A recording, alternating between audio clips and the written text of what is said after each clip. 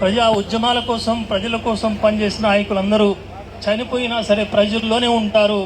ప్రజల్లోనే ఉన్నట్టు కనపడిన దొంగ నాయకులు ఎవరైనా ఉంటే వాళ్ళు ప్రజల్లో ఉన్నా, జీవించున్నా సరే వాళ్ళు చచ్చినోడితో సమానం.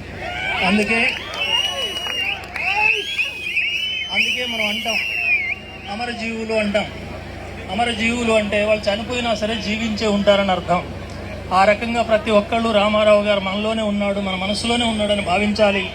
ఆయన ఆధ్వర్యంలోనే ఈ ఉద్యమం ముందుకు సాగుతుందని విశ్వాసంతో ముందుకు సాగాలి. ఇందాకే మిత్రులు చెప్పినట్టుగా ఈ జెండాని నాశనం చేయాలని కలలు కన్నటువంటి ఈ గ్రామ నాయకులు కావచ్చు, ఇంకెవరైనా వెనుకున్న వాళ్ళు కావచ్చు, వాళ్ళ ఆశలు నెరవేరకూడదు.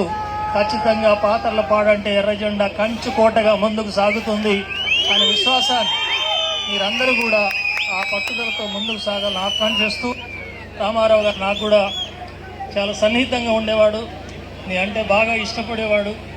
ఆయన మృదు స్వభావము, ఆయన వ్యవహరించే తీరు కానీ, మాట్లాడే తీరు కానీ, మంచితనం కానీ నన్ను ఎంతో ఆకర్షించినాయి. అట్లాంటి మంచి నాయకుని కోల్పోవడం చాలా బాధాకరమైన విషయం. మా ఇంట్లో సొంత మనిషిలాగా భావించేవాడిని. అట్లాంటి నాయకుడు చనిపోవడం వ్యక్తిగతంగా నాకు కూడా చాలా బాధాకరమైన విషయం. కాబట్టి రామారావు గారికి నా తరఫున, పార్టీ తరఫున హృదయపూర్వకంగా విప్లవ జోహార్ తెలియజేస్తూ, వారి భార్యా పిల్లలు చాలా బాధలో ఉన్నారు. వారి కష్టం నుంచి బయటపడేదాని కోసం గుండె నిబ్బరం వహించాలని, తగిన సమయంలో తగిన విషయాలు మన ముందుకు తీసుకోవచ్చని చెప్పి వారికి చెప్తూ